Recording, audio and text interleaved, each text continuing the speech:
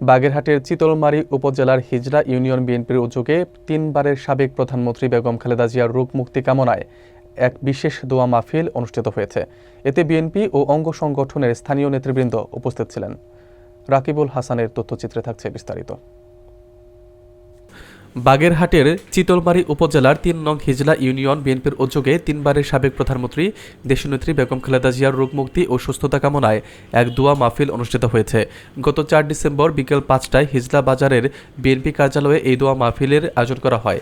Senior BNP নেতা কাজী শাহজাহানের তত্ত্বাবধানে অনুষ্ঠিত এই মাহফিলের সভাপতিত্ব করেন 3 নং হিজলা ইউনিয়ন বিএনপির সাবেক সভাপতি কাজী শের আলী। মাহফিলে উপস্থিত ছিলেন জেলা মৎস্যজীবী দলের সাবেক সহসভাপতি ও হিজলা ইউনিয়ন বিএনপির সদস্য নূর আলম বাবলু, যুবদল নেতা বিল্টু শেখ, উপজেলা যুবদলের সাবেক সহসভাপতি কাজী বাবলু মিয়া, বিএনপি নেতা কাজী শারাফাত হোসেন, জেলা ছাত্রদলের সাবেক সহসাংগঠনিক সম্পাদক কাজী সেলিম, বিএনপি নেতা ইকরাম ফকির, শহীদ মল্লিক, ওহিদ মেম্বার এবং যুবদল নেতা আলামিন আনোয়ার সহ স্থানীয় নেতৃবৃন্দ। দোয়া মাহফিল শেষে বেগম খালেদা জিয়ার আশু সুস্থতা কামনা করে বিশেষ মোনাজাত পরিচালনা করা হয়।